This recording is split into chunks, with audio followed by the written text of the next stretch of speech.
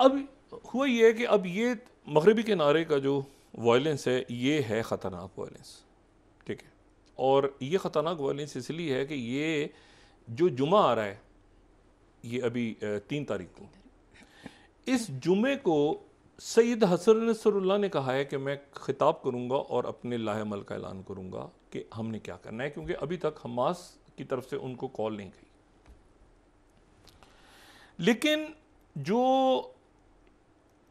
एक इसमें इम्पॉर्टेंट 2-3 बातें हैं जो बड़ी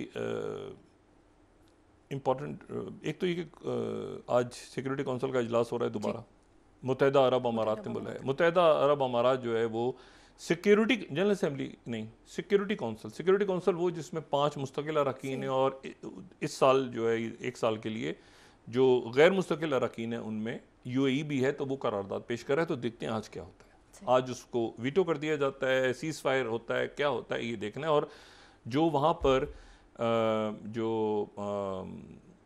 अलकुद हॉस्पिटल है उसको गज़ा में उस पर हो रहा है, उसमें कोई 18-20 हज़ार मरीज़ और बच्चे और उनके साथ लोग और बाकी वो सारे वहाँ पे हैं। तो उसके ऊपर कह रहे हैं कि इसको खाली करें और वहाँ पे वरना हम इसको इस अस्पताल को गिरा देंगे। अच्छा, 2-3 बातें अहम। पहली बात तो ये है कि जो क्या सीज़ फायर होता है, नहीं होता, क्या ये किस तरह से मामला आगे बढ़ता है।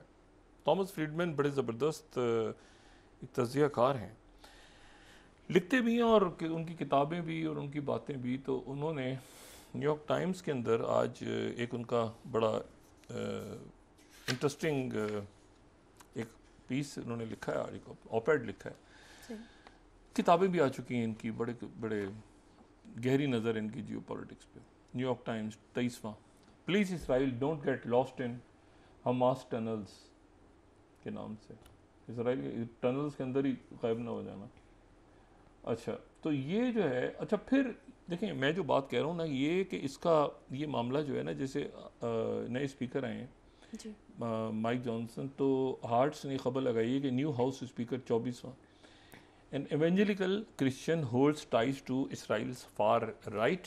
और ये जो है मतलब अब ये मैंने कहा ना, इसका मजहबी पहलू तलाश हो रहा है। और माइक जॉनसन जो हैं उन्होंने 2020 में यरूशलेम जब गए थे, अब ये मैं इसलिए कह रहा हूँ कि ये हो रहा है, ये मैं अपनी तरफ से बात नहीं कह रहा, ये बात बयान हो रही है उसी तरह से। इसको अगर दोबारा हम देखें, इसको इसको पढ़ें इस खबर को, इसमें यह है कि वो कह रहे हैं कि जो माइक जॉनसन है वो 2020 में जब आए थे यरूशलेम, तो वो टेंपल माउंट पे जाके उन्होंने कहा था कि ये बाइबल की जो पेशगोई है वो पूरी हो गई, और ये उनका जो इंतखाब होना है ये बहुत बड़ी कामयाबी है डीसी में इवेंजलिकल्स की, ठीक है। यानी उनका ये कहना था कि ये जो 2020 में उन्होंने कहा कि ये यरूशलेम वो गए, ठीक है। तो इसका एक मजहबी पहलू मुसलसल डिस्कस हो रहा है कि ये जो है ये इस पर खुशियाँ मनाई जा रही हैं कि ये जो है ये अमालीक। हमारे। अच्छा, ये जहन में रखिएगा कि फिर उनके साथ यीशु के साथ क्या हुआ था, उनका तो मसला हो गया। हज़रत इसहाक़ अलैहिस्सलाम के दो, जो कल भी जो मैंने बात की थी, जी। उनके जी। दो साहबजादे, हज़रत याकूब अलैहिस्सलाम और हज़रत यीशु। इस- तो वो जो हैं वो ईसो जो हैं वो फिर इतनी तलखी बढ़ गई भाइयों में कि ईसो वो इलाका छोड़ के चले गए, तो यहाँ बनी इसराइल फिर आबाद हो गए। तो ये सही। इलाका, लेकिन उनके फिर बच्चे और आगे से दूसरे अमालिक से। से, लेकिन वो जो थे वो चले गए अरब इलाकों में। ये जो इस माहिरीन इसराइलियात जो हैं, जो तौरात को इंटरप्रिटेशन कहते हैं, वो ये कहते हैं कि जो वहाँ पर फिर जो ये आस पास दूसरी कौमें हैं बनी इसराइल से हट के, जिसमें मुसलमान, अरब, ये आगे सारे ये जो हैं ये अमालिक हैं। तो एक लड़ाई इन सब के साथ होनी है जी, इनको अमालिक से, यानी अमली से। हाँ ये अमालिक से। और ये लफ्ज़ नतन्याहू ने इस्तेमाल नेतन्याहू किया, ने इस्तेमाल किया। नतन्याहू ने कल कहा ना, जी जी बिल्कुल। वरना तो मैं इसको, और ये आज जो लगा हुआ है कि जी उनके जो स्पीकर हैं वो मजहबी रंग दे रहे हैं। दूसरी जो बात है, जो इंटरेस्टिंग इवेंट है, वो ये है कि एक तो ये देखते हैं कि आज जंग बंदी होती है नहीं होती, और क्या ये मामला जो है ये अब जॉर्डन के ऊपर, प्रेशर जॉर्डन के ऊपर बहुत ज़्यादा आएगा, क्योंकि अगर मगरबी किनारे के अंदर और ये महमूद अब्बास पे आएगा। दो मुलाकातें ऐसी हैं जो कि मेरा ख्याल है कि जिनको देखना जो है या जिन पे नज़र रखना जो है वो बड़ी बड़ी इम्पोर्टेंट हैं दो मुलाकातें। अच्छा, एक मुलाकात जो है वो तो हुई है बैरूत में। अच्छा, बैरूत की जो मुलाकात है वो मुलाकात हुई है लिबनान की इंटेलिजेंस के सरबराह, अच्छा यानी लिबनान मुल्क और सरकारी जो इंटेलिजेंस है उनकी, गवर्नमेंट की इंटेलिजेंस के जो सरबराह हैं उनकी मुलाकात हुई है हमास के वक्त के साथ।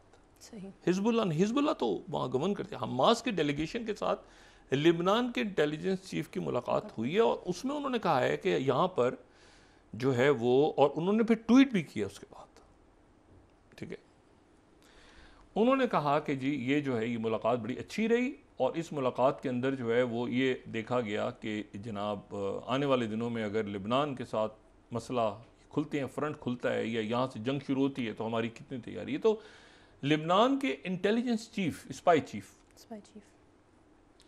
दूसरी जो मुलाकात है मेरा ख्याल है वो है जो बगदाद में हुई है। सही।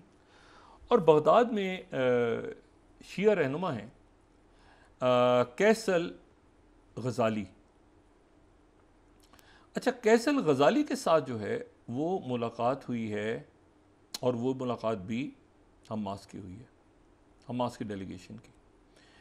और ये काफ़ी कैसल गजाली जो हैं ये काफ़ी अरसे के बाद, मैं इनको काफ़ी अरसे से इनको यानी इनकी ख़बरें और ये क्या कई सालों से, जब से इराक वॉर शुरू हुई है तो ये कैसल गजाली को मैं फॉलो कर रहा हूँ कि ये बड़ी एक आम शख्सियत हैं, और इनकी अहमियत ये पहले मुक़्तदा सदर के साथ थे सही।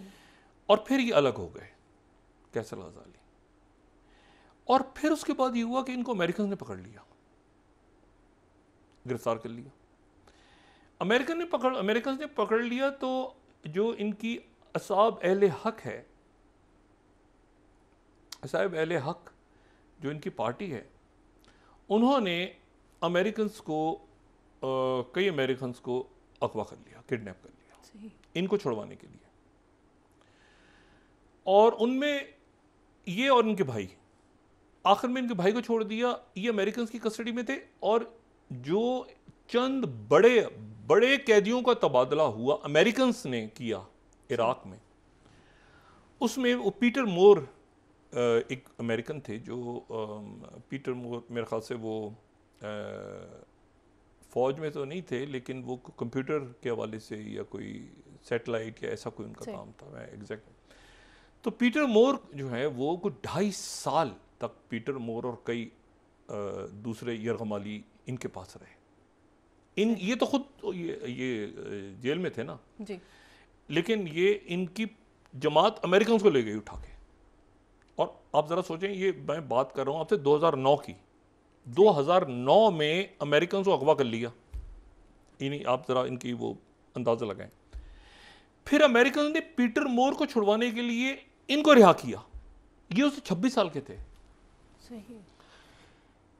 ये मैं 2014 का ये उससे मुझे मतलब उस ये साहब अहले हक ने फिर अपॉलॉजी भी की थी बाद में, तो BBC की स्टोरी 2014 में Peter more Iraq hostage, Peter more surprise by साहब अहले हक अपॉलॉजी। उन्होंने कहा था माजरत कि आपको 2.5-3 साल हमने अपने पास रखा, लेकिन हम क्या करते हैं, हमें छुड़ाना हमें हमारे लिए पीटर मोर को उन्होंने कहा कि जी हमारा आपने हमारे लीडर को पकड़ा हुआ था तो हमारे लिए बड़ा ज़रूरी था कि आपको उठा के लेके जाएं।